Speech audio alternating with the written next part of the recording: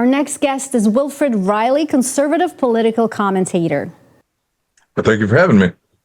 How do you assess claims that FBI investigations, including Arctic Frost, are politically motivated cases against Trump and TPUSA? How does this affect public trust in the agency? Well, I think it damages the agency's credibility. Most Americans have great respect for the FBI, at least as it traditionally has been. I mean, I think when you look at a large number of recent investigations, this goes back to President Obama looking at the tax status of Tea Party groups with the IRS and other federal agencies. I mean, obviously that makes people think that the agencies are less than unbiased, let's say. And with Arctic Frost and some of this stuff, and we were specifically targeting conservatives. If you look at what's become known as the Russiagate incident or Russiagate hoax with Donald Trump, where he was alleged to be a puppet of the Ruskies for a couple of years there, I mean, I think that measurably by about 11 points lowered trust in the FBI. So, I mean, generally, the more political these sort of agencies are seen as being, the more politicized the military is seen as being against either left or right, the more politicized the sort of super cops, the federal policing agencies are seen as being the worst for everyone.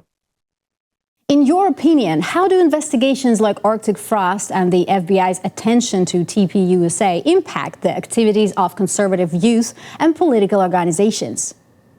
Well, I don't think they have that. They affect attitudes toward the federales, toward the FBI, more than they affect actual behavior on the ground. I mean, the actual risk as an individual chapter president of running afoul of some kind of federal investigation is quite low. I mean, I know that you also have counterpoint factors, correct? So with the death of Charlie Kirk, when I've talked to people fairly highly placed in his organization, they say that they've received about 35,000 applications to start new chapters.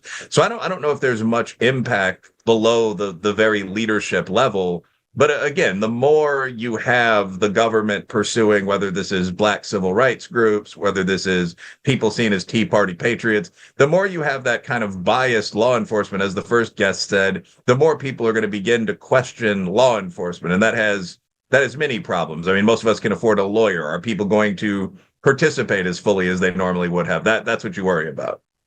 Why, in your view, do liberal and conservative media cover the Charlie Kirk murder differently? How does this affect public perception of the investigation? Well, these are all good questions, and they're all going to have very similar answers. The more people see major power players as biased, the less they're going to trust them, and the more that Chiuna Akabe, not to get too wonky, but the Nigerian writer once said, "The center falls apart, things fall apart." The more likely that becomes to happen.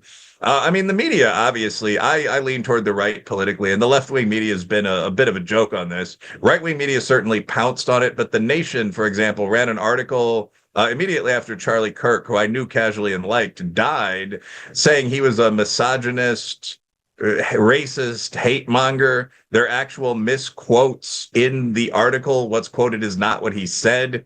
So, I mean, I think when you see something like that, people on the side that's indulging in that are probably going to say, well, good, I knew he was no good. But people who are observing it in academia, who are observing it neutrally, police officers, a lot of people are going to say, well, this is absurd. The content that they are putting out there has no resemblance to reality, and that's bad. So the more the media is distrusted, the more law enforcement's distrusted, the more problematic day-to-day interactions get. Do you still pick up the paper in the morning? I don't anymore.